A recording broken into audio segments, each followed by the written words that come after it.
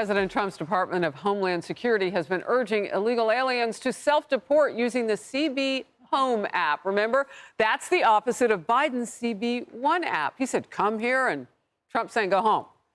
Or they can face the consequences of being here illegally and be deported by force.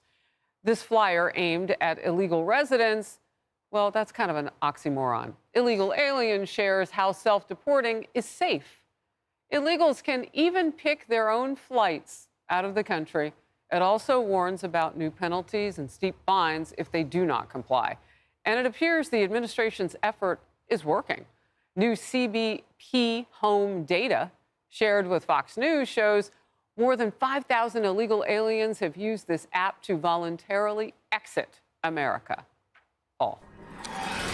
So obviously this is good news. 5,000 is a beginning, but we have an enormous problem of just numbers here, right? The prior administration let in 10 to 20 million unvetted migrants. And as everybody here who wants to stay, who resists this and wants their due process, et cetera, the ugly truth is we can't handle it. The system is not sort of comprised to be able to handle 10 to 20 new applicants thrown into the federal system. So what would the answer be? Everything would stop. If it's not this, what is it? This is about the best answer that I can see, because we have to make sure as they go, we get your biometrics so that we really know who you are. Because the problem is that we have 10 to 20 million people unvetted. We don't know who they are. We don't even know if the names are real. That was the point. Exactly. So they knew what they were doing. That way they can vote. They can do a whole lot of things. That's Democrats, right. That was the whole point. So people who are willing to leave, and we get your biometrics, so we do know who you are, then of course they should get a play in getting back in, because we need everything we can get, because the system is not devised to handle it. Well, look, you've got to start somewhere,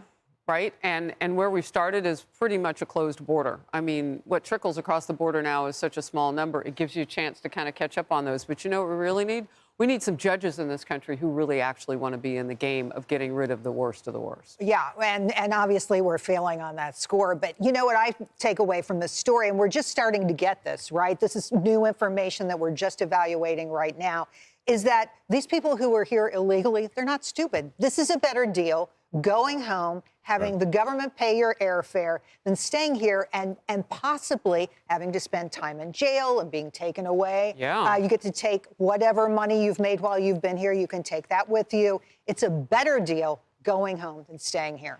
Well, not only that, you can come back depending on how you do it. Right. I mean, that's what President Trump said, that it's a door that can open both ways, but you have to go one way first and then get in line behind all those people who've intended to do it correctly. But you can come back. Leslie. Well, there are a couple of things. California, where I live, largest illegal documented population in the United States, largest population in the United States. The immigration lawyers that I've spoken to, I asked what's going on and why is the number 5,000? Some would say that's a good number, but to Paul's point, it's a low number when you're looking at over 11 million plus people. A few things. Democrat or Republican, the majority of Americans want the criminals out. The criminals aren't going to this app, okay? 1. 2, tracking. Is the information accurate, and can you track these individuals? 3, a lot of people are very afraid to put this information in because they're afraid of people who are here legally in their families, that they were living with, some kind of retaliation. They have a lack of trust of our government, and their employers, some of them, at least in agriculture and construction, they're not wanting them to do this because they need the workload. In California, we need the construction workers. We need every hand because we've lost over 17,000 homes like mine and other families that were, destroyed in the fire. But you can't track necessarily whether these people have left. And if they've been here more than 10 years, it's years to get back. So a lot of them aren't. In your state, you also turned on one heck of a magnet by pilfering and stealing from Medicaid to pay for some of these people. I mean, that's what your governor has been doing to the tune of billions of dollars. So they also don't want to go because that magnet has been turned on. They're glued to your state. Emily. Yes.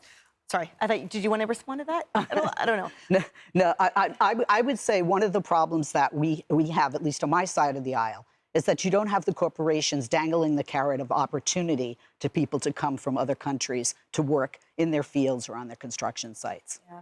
Because they don't have to.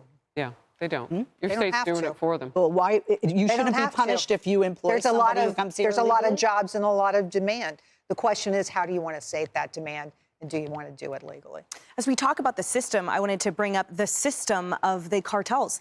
where they traffic in human smuggling. That's the second largest global illicit industry. And we know, we've talked about this, when you try to take $1 away from any type of organized criminal enterprise, believe me, they will fight for it. So now coyotes are being paid by these illegal immigrants to take them back over the border. And you sort of dovetail that in with the ongoing conversation about President Trump's work with the Mexican president. And we're talking about drones, and we're talking about attacking the cartels head on. The point is that regardless if our borders are tightened, the cartels are finding ways to ensure the human smuggling business stays thriving to the detriment of those illegal immigrants. It is in their best interest, too, to have this buttoned up. It's going exactly how Mayorkas planned it. We're overwhelmed, and this is the way it was supposed to go. And we're fumphering around here for solutions, but there's a reason there's no good solution. Yeah, he didn't strike me as a guy who could plan this entire thing, though. Somebody did, and it wasn't the top guy. In that administration, definitely. Hey everyone, I'm Emily Campagno. Catch me and my co-hosts Harris Faulkner and Kaylee McEnany on Outnumbered every weekday at 12 p.m. Eastern, or set your DVR. Also, don't forget to subscribe to the Fox News YouTube page for daily highlights.